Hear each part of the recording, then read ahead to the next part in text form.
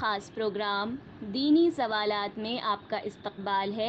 سوال کا جواب صفا آن لائن کے ایڈیٹر مفتی منور سلطان ندوی دیں گے۔ قربانی کن لوگوں پر واجب ہے اور کن لوگوں پر واجب نہیں ہے؟ بسم اللہ الرحمن الرحیم۔ یہ سوال بڑا اہم ہے اور اس کا جاننا بہت ضروری ہے تاکہ یہ معلوم ہو سکے کہ کن لوگوں پر قربانی واجب ہے اور کن لوگوں پر قربانی واجب نہیں ہے۔ جن لوگوں پر قربانی واجب ہے وہ اگر قربانی نہیں کرتے ہیں تو وہ گنہگار ہوں گے، ان کا مواخذہ ہوگا، اور جن لوگوں پر واجب نہیں ہیں وہ اگر کرتے ہیں تو ثواب کی بات ہے، اور نہیں کرتے ہیں تو کوئی حرج نہیں ہے۔ اسلام میں قربانی کی بڑی اہمیت ہے۔ اللہ تعالیٰ نے قربانی کو شاعر اللہ قرار دیا ہے، اور اسلام میں شاعر اللہ کی بڑی اہمیت ہے۔ شاعر اللہ کی عظمت کا حکم قرآن میں موجود ہے، احادیث میں تفصیل سے قربانی کے فضائل موجود ہیں۔ صاف طور پر کہا گیا، ترمذی اور دیگر سنن کی کتابوں میں یہ روایت موجود ہے کہ قربانی کے ایام میں سب سے بہتر عمل، سب سے پسندیدہ عمل اگر کوئی ہے تو وہ خون کا بہانا ہے، اراقۃ الدم ہے، یعنی قربانی ہے۔ قربانی کن لوگوں پر واجب ہے؟ قربانی واجب ہونے کے لیے کئی شرطیں ہیں، لیکن اس میں جو بنیادی شرط ہے وہ ہے مالدار ہونا، مستطیع ہونا، صاحب نصاب ہونا۔ آج ہم اس کو سمجھنے کی کوشش کریں گے کہ صاحب نصاب ہونے سے کیا مطلب ہے۔ مسند احمد کی روایت ہے، اللہ کے رسول صلی اللہ علیہ وسلم نے ارشاد فرمایا، من وجد سعۃ فلم یضحی فلا یقربن مصلانا۔ جن کے پاس گنجائش ہو اور وہ قربانی نہ کرے، فلا یقربن مصلانا، تو وہ ہرگز عیدگاہ تک نہ آئے۔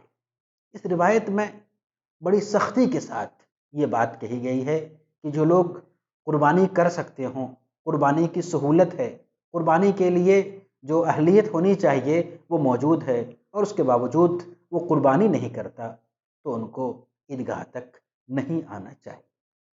اب یہاں پہ جو ساعتن کا لفظ آیا ہے، جس وسعت کی بات کہی گئی ہے، اس سے کیا مراد ہے؟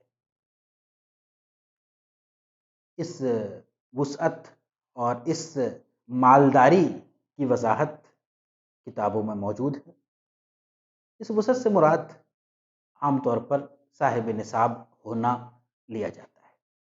صاحب نصاب کہتے ہیں وہ فرد، وہ مسلمان جس کے پاس 52.5 تولہ چاندی ہو، یا اس کی قیمت کے برابر کوئی چیز ہو، اسی طرح 7.5 تولہ سونا ہو، یا اس کی مالیت کے برابر کوئی چیز ہو، تو وہ صاحب نصاب ہے۔ اور جب صاحب نصاب ہے تو اس پر زکوٰۃ بھی واجب ہوگی اور قربانی بھی واجب ہوگی۔ یہ ایک پہلا دائرہ ہے۔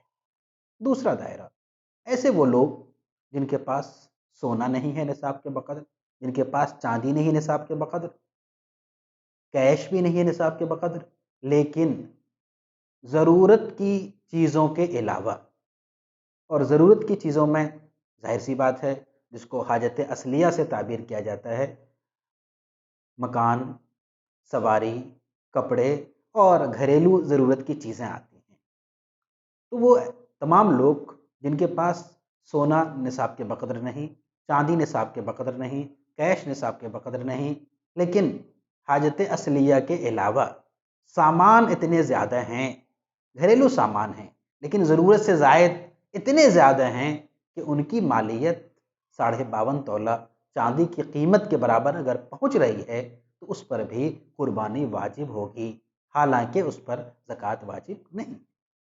ایسے بہت سے لوگ ہیں کہ جن کے پاس ضرورت سے زائد گاڑیاں ہوتی ہیں، ضرورت سے زائد قیمتی کپڑے ہوتے ہیں، گھر میں ضرورت سے زائد سامان ہوتے ہیں، اور اگر وہ اتنے قیمتی ہیں کہ ان کی قیمت نصاب کے برابر ہو رہی ہے تو ان لوگوں پر بھی قربانی واجب ہو۔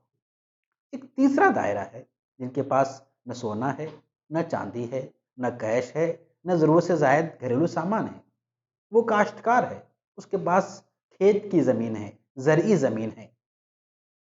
ایسے لوگوں پر قربانی کا کیا حکم ہے؟ فقہ نے یہ بات لکھی ہے کہ جن لوگوں کی ضروریات، غذائی ضروریات ان کی زمینوں سے پوری ہو جاتی ہو، یعنی وہ تمام کاشتکار جن کے پاس کاشت کی اتنی زمین ہے کہ سال بھر کا غلہ اس زمین سے ان کو فراہم ہو جاتا ہے، حاصل ہو جاتا ہے، ایسے لوگوں پر بھی قربانی واجب ہوگی۔ تو قربانی کے لیے جس استطاعت کی شرط ہے اس سے مراد یا تو سونا اور چاندی نصاب کے بقدر ہو، یا سونا اور چاندی نہیں ہے لیکن گھریلو چیزیں ضرورت سے زائد ہیں اور اس کی قیمت نصاب کے بقدر ہے، یا پھر کاشت کی زمین ہے اور اس زمین سے ان کو سال بھر کا غلہ مل جاتا ہے، ایسے تمام لوگوں پر قربانی واجب نہیں ہوگی۔ یہاں پہ ایک بات عام طور پہ سامنے آتی ہے کہ کسی کے پاس سونا اور چاندی ہے، یا سونا ہے یا چاندی ہے، پیسے نہیں ہیں، تو وہ کیا کرے؟ ظاہر سی بات ہے کہ سونا اور یا چاندی یا دونوں اگر موجود ہے تو وہ صاحب نصاب ہے اور اس کے اوپر قربانی کرنا ضروری ہے۔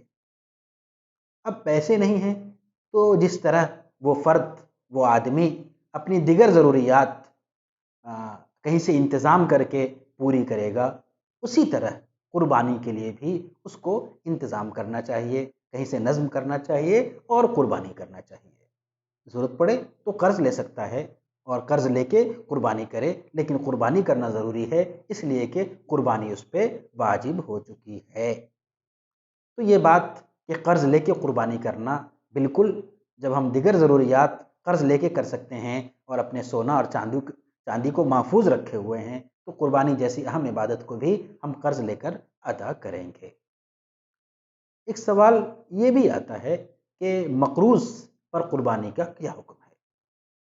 مقروض کے سلسلے میں یہ بات جاننی چاہیے کہ جو مقروض ہے اس پر قرض کتنا ہے اور اس کے پاس مالیت کیا ہے۔